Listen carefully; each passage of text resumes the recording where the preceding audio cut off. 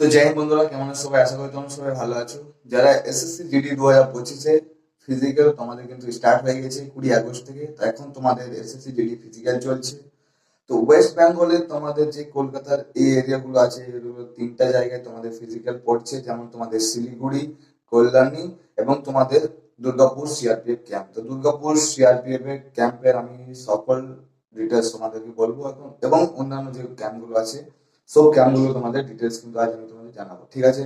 তো প্রথম থেকে শেষ পর্যন্ত ভিডিওটা ভালো করে মনোযোগ মনোযোগ সহকারে দেখে থাকবে। এটাতে তোমার হেল্পফুল হবে যারা তোমরা এসএসসি জিডি 2025 সালে ফিজিক্যাল দিতে যাবে, ঠিক আছে? চলো ভিডিওটা দেরি না করে শুরু করে দাও।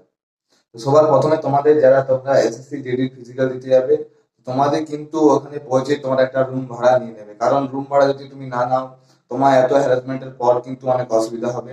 তো রুম ভাড়া নিয়ে নেবে। তো তোমাদের কিন্তু দুর্গাপুর যেটাতে হচ্ছে, দুর্গাপুরে আমি যে আপডেটটা পেয়েছি, তো দুর্গাপুর তোমাদের একটা লিস্ট টাঙিয়ে দেওয়া হচ্ছে। লিস্টের অনুযায়ী তোমাকে রোল নাম্বার অনুযায়ী তোমার যে তোমাদের যে তুমি যে লাইনটা দাও, তুমি লাইন অনুযায়ী তুমি যে গ্রুপগুলোতে ডিভাইড হও, সেই গ্রুপে কিন্তু ডিভাইড হবে না, তোমার রোল নাম্বার অনুযায়ী তুমি ডিভাইড হবে, ঠিক আছে?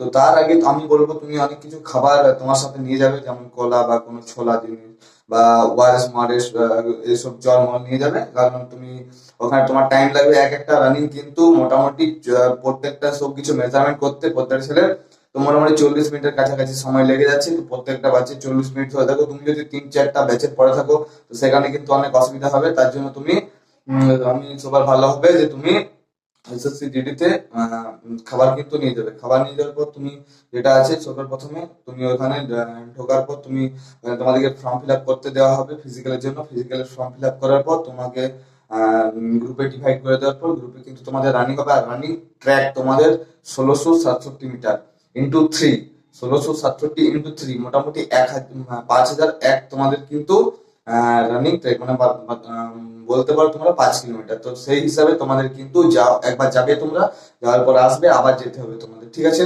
সেখানে তোমাদের কমপ্লিট হয়ে যাবে। তো আর তোমাদের দৌড়ানোর আগে তোমাদের হাইট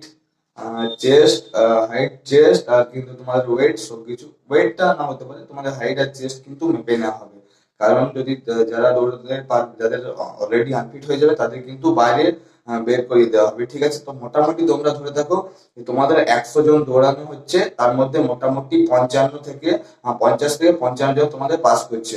এবং যে কল্যাণী বা তোমাদের যে শিলিগুড়ি ক্যাম্পগুলো আছে, সেখানে কিন্তু মেজারমেন্টটা একটু সহজ পদ্ধতিতে হচ্ছে।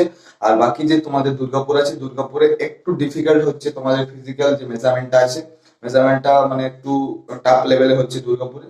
বা বাকি শিলিগুড়ি আর তোমাদের যে কল্যাণীতে পড়েছে, সেখানে কিন্তু এতটা টাফ হয়নি তোমাদের ফিজিক্যাল। তো সেখানে তোমরা যারা যাচ্ছ তারা কোনো টেনশন নেবে না, এবং যারা দুর্গাপুরে যাচ্ছ তারা কোনো টেনশন নেবে, যারা তোমরা ফিজিক্যাল অলরেডি তোমরা গ্রাউন্ডে প্র্যাকটিস করে এসছো বা তোমরা বাড়িতে প্র্যাকটিস করে এসছো, সেই হিসাবে তোমরা গ্রাউন্ডে দৌড়বে, তোমরা মোটামুটি পাস করে যাবে।